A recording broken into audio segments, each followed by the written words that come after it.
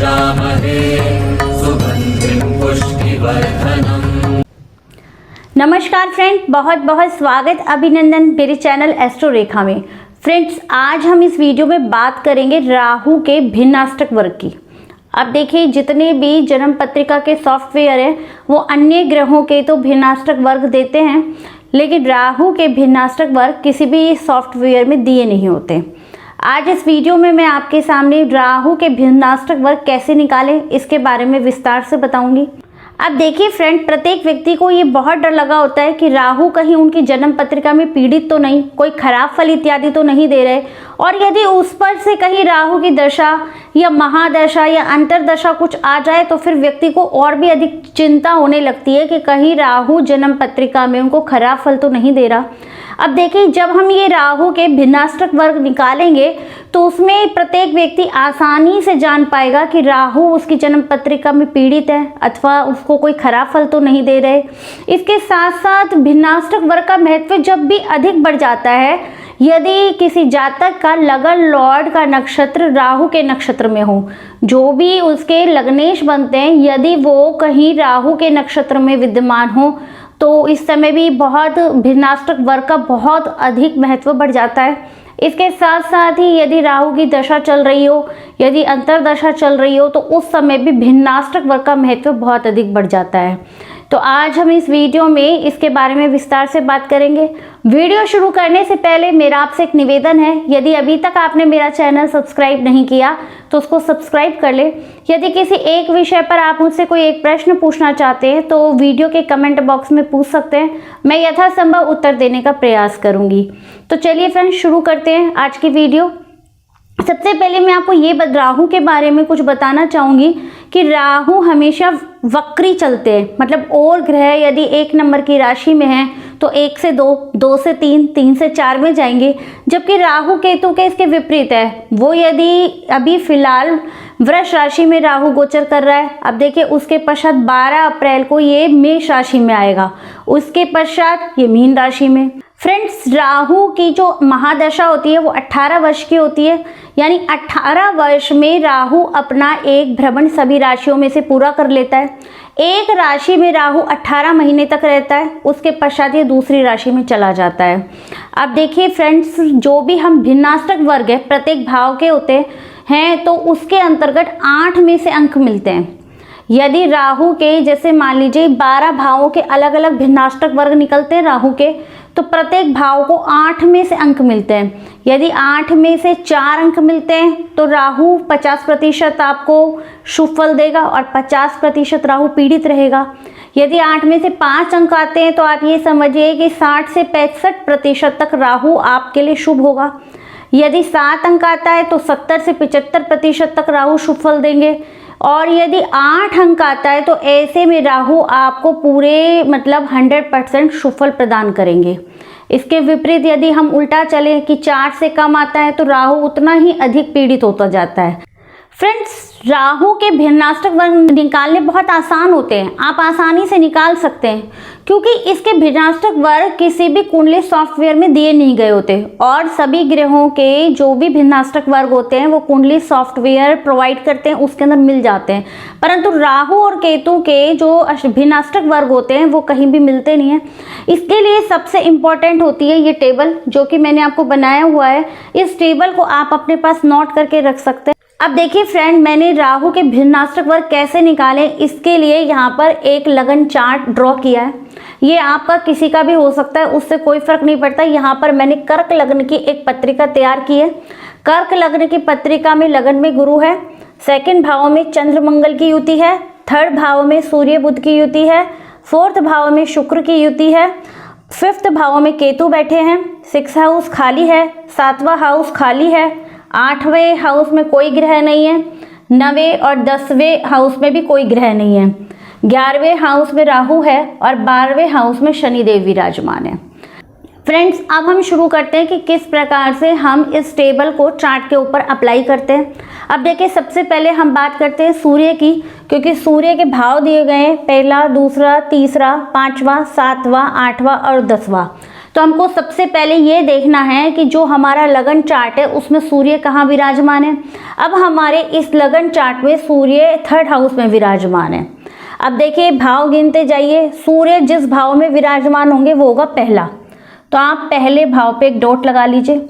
फिर है दूसरा, सूर्य से दूसरा, मतलब जो भी हम सूर्य का ले रहे हैं तो सूर्य जहाँ विद्यमान है वो पहला हाउस गिना जाएगा। फिर 2 नंबर है तो सूर्य से दूसरे पे, 3 तो सूर्य से तीसरे पे, फिर है 5वां भाव, ये चौथा हो गया, यहाँ 5वें भाव पे एक पॉइंट लगाना है। फिर 7वां तो 6 और 7वां हो गया ये। फिर है 8वां भाव, 8वें में, ये 9वां, और फिर है ये 10वां भाव। अब देखिए सूर्य जहाँ पे विद्यमान था वहाँ से हमने पहला, दूसरा, तीसरा, 5वां, 7वां, 8वां और 10वें भाव पे एक एक पॉइंट लगा लिया है। अब हम चलते हैं सेकंड चंद्रमा पे। चंद्रमा के भाव दिए गए हैं पहला, तीसरा, 5वां, 7वां, 8वां, 9वां और 10वां। अब देखिए इस लगन चार्ट में चंद्रमा 2nd हाउस में विराजमान है, तो जहाँ पे चंद्रमा विराजमान है वो होगा पहला हाउस, तो चंद्रमा के पॉइंट लगा लेते हैं पहले पे। फिर तीसरा, ये दूसरा हो गया, ये तीसरा भाव। 5वां, ये 5वां, क्योंकि चंद्रमा यहाँ है, 1 2 3 4 और ये 5। फिर 7वां, उसके बाद 8वां, 9वां और 10वां। इस प्रकार से हमने चंद्रमा के भी पॉइंट सारे बिंदु लगा लिए। ऐसे आप मंगल के लगा लीजिए। मंगल विराजमान है 2nd हाउस में, तो दूसरा, तीसरा, ये 5वां, 6 7 8 9 10 11 और ये 12वां। फ्रेंड जैसे हमने अब तक सूर्य, चंद्र और मंगल के लगाए, ऐसे हम बुध के लगा लेते हैं। बुध हमारे 3rd हाउस में विराजमान है, तो बुध से दूसरा, ये 3, फिर 4 नंबर में लगा लें। 7वां तो 5 6 और 7वां ये हो गया है हमारा। उसके बाद 8वां भाव है, 9वां, 10वां, 11वां और फिर ये 12वें भाव में। ऐसे फ्रेंड हमें शुक्र के लगा लेना है। शुक्र जहाँ से है वहाँ से 5वें पे, तो 1 2 3 4 और 5, 5वां ये हुआ। उसके बाद 6ठा हाउस हो गया हमारा, फिर ये 7वां हाउस हो गया, 8वां, 9वां, 10वां, 11वां, तो 11वें हाउस पे, उसके बाद 12वें पे। इस प्रकार से हमने शुक्र के लगा लिए। ऐसे ही फ्रेंड्स हमको गुरु का लगाना है। गुरु हमारे लगन में है, तो पहला, फिर इन्होंने गुरु का तीसरा, पहला 1 2 3 यहाँ पे आया, चौथा भाव हमारा यहाँ पे आया, 6ठा यहाँ पे बना, 7वां और ये 8वां हो गया। फ्रेंड्स अब इसी प्रकार हमको शनि के बिंदु भी लगा लेने। अब देखिए शनि के बिंदु, शनि जहाँ से विराजमान है वहाँ से तीसरा, तो शनि हमारे 12th हाउस में, तो यहाँ से 1 2 और 3, तीसरा हाउस ये। उसके बाद 5वां, 6 और फिर ये 7वें पे बिंदु लगाएंगे हम, 8 9, फिर एक बिंदु हम 10वें पे लगाएंगे, फिर एक बिंदु हम 11वें पे लगाएंगे और एक बिंदु हम 12वें पे लगाएंगे। अब ये अंतिम पॉइंट दिया गया है लगन। लगन का मतलब जो आपका 1st हाउस होता है, जो आपका प्रथम हाउस होता है वो लगन कहलाता है, उसका होता है। तो लगन से तीसरा, 1 2 और 3 पे एक बिंदु लगा लिया हमने, चौथे हाउस पे एक बिंदु लगा लिया, 5वें हाउस पे एक बिंदु लगा लिया। अब 9वें पे लगा रहे, 6 7 8 और ये 9वां हाउस हो गया हमारा।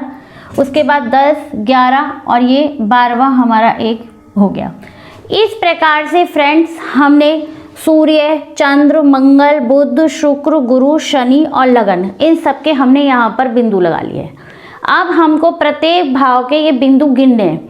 अब देखिए पहले भाव में 2 बिंदु आए हैं, मतलब प्रथम भाव को इसमें 8 में से 2 अंक मिले हैं।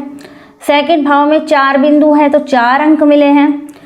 3rd हाउस में 5 बिंदु हैं तो ये 5 अंक हो गए। 4th हाउस में 1 2 3 4 5 6 7 बिंदु मिले हैं तो यहाँ पर 7 अंक प्राप्त हुए हैं। 5th हाउस को यहाँ पर 2 बिंदु मिले हैं तो यहाँ पर 2 नंबर मिले। अब देखिए 6th हाउस में 5 बिंदु हैं तो यहाँ पर हमारा 5 बिंदु के 5 अंक हो गए हैं। अब 7th हाउस को सिर्फ 1 अंक मिला है। इसी प्रकार 8th हाउस को 3 बिंदु तो 3 अंक। 9th हाउस में हमारे 6 बिंदु हैं तो 6 अंक। 10th हाउस में हमारे यहाँ पे 5 अंक मिले। 11th हाउस को 2 अंक मिलते हैं और 12th हाउस को भी 2 अंक मिलते हैं। अब फ्रेंड्स, आपने इस टेबल के माध्यम से ये भिन्नाष्टक वर्ग तो निकाल लिए, जैसा कि हमने इस लगन चार्ट पे निकाले हैं, आप भी निकाल लेंगे। अब देखिए इसको देखना कैसे है, इसके देखने का तरीका क्या है वो मैं अब आपको बताती हूँ। अब देखिए फिलहाल इस समय जो राहु का गोचर है वो वृष राशि में चल रहा है, तो वृष राशि इस जातक की 11th हाउस में आती है, जहाँ पर इसको भिन्नाष्टक वर्ग राहु के 2 बिंदु मिले हैं। अब देखिए इसके 11th हाउस में जातक को राहु के 8 में से 2 अंक मिले हैं, तो ये ऐसे जातक के लिए ये राहु केवल 20% ही शुभ फल देगा। 80% यहाँ पर राहु अपने नेगेटिव इफेक्ट जातक को प्रदान करेगा। उसका कारण ये कि 8 में से सिर्फ जातक को 2 अंक मिले। अब जैसे ही ये चूंकि राहु और केतु हमेशा वक्री चलते हैं, तो आप देखेंगे कि ये जाएगा इसके पास मेष राशि में। 12 अप्रैल को वैसे भी राहु अपनी राशि परिवर्तन कर रहा है, तो ऐसे में ये 12 अप्रैल के बाद जब राहु इनके मेष राशि में जाएगा तो वहाँ पे इस जातक को 5 अंक मिले हैं। तो ये इसके 65% तक के अंक हो गए हैं, क्योंकि 4 नंबर जब 8 में से मिलते हैं तो 50 के नंबर। अब चूंकि 6 नंबर 8 में से मिले हैं तो जातक के फर्स्ट डिवीजन के नंबर हो गए एक तरीके से। तो ये जातक के लिए ये जो 18 महीने होंगे 12 अप्रैल के बाद जो राहु का गोचर जाएगा वो इस जातक के लिए शुभ जाने वाला है, क्योंकि पिछले भाग में तो केवल 2 बिंदु थे। अब जो नेक्स्ट गोचर होगा उसमें जातक को यहाँ पे 5 बिंदु मिल रहे हैं, 5 अंक मिल रहे हैं, तो ऐसे में ये राहु इसके लिए शुभता के फल प्रदान करेगा। अब ये तो बात करी हमने गोचर की। अब देखिए यदि किसी जातक के राहु की दशा या महादशा आ जाती है तो उसके लिए भी ये देखा जाता है। उस समय ये भिन्नाष्टक वर्ग काफ़ी इंपॉर्टेंट हो जाते हैं, क्योंकि यदि राहु उस समय अपने पूरे जातक को अपने शुभ अशुभ फल प्रदान करता है। जब भी किसी ग्रह की दशा या अंतरदशा आती है तो उस समय ही वो ग्रह जातक को अपने शुभ अशुभ फल देने में ज़्यादा बलवान होता है, ज़्यादा सक्षम होता है। तो ऐसे में भी हम देख सकते हैं। अब मान लीजिए इस जातक की राहु की दशा ही चल रही है, तो जो 12 अप्रैल तक का पीरियड है वो तो इसके लिए कुछ ज़्यादा कष्टकारी होगा, लेकिन उसके बाद का जो पीरियड होगा, जो 18 महीने होंगे, वो इस जातक के लिए शुभ हो जाएंगे। इसी प्रकार जब आगे ये गोचर करेगा तो ये उसके पश्चात जब ये 12th हाउस इसमें मीन राशि में जाएगा, इसके 9th हाउस में, तो वहाँ पे जातक के लिए 6 बिंदु मिले हुए, 6 अंक मिले हुए हैं, तो उसके बाद भी ये शुभ रहेगा।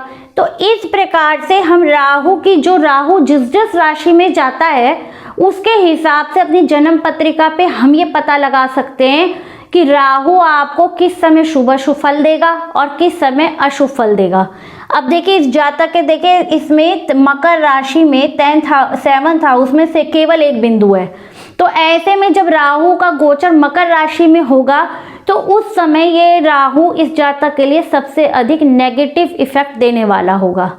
तो आशा करती हूँ आज इस वीडियो में आप राहु के भिन्नाष्टक जो वर्ग है वो निकालना सीख गए होंगे और ये भी समझ गए होंगे कि किस प्रकार से हम राहु के भिन्नाष्टक वर्ग को देखते हैं। देखिए जन्म पत्रिका में फ्रेंड्स और भी बहुत सारे टॉपिक होते हैं और भी बहुत सारी चीज़ें होती है जिससे हम सही या गलत समय का, शुभ या अशुभ समय का पता लगाते हैं, लेकिन राहु के विषय में ये भिन्नाष्टक वर्ग भी बहुत इम्पॉर्टेंट स्थान रखते हैं, जिससे कि पता लगाया जाता है कि जातक को राहु किस प्रकार का फल प्रदान करने वाला है। तो आज के वीडियो में इतना ही, फिर मिलते हैं नेक्स्ट वीडियो में नेक्स्ट टॉपिक के साथ। तब तक के लिए नमस्कार।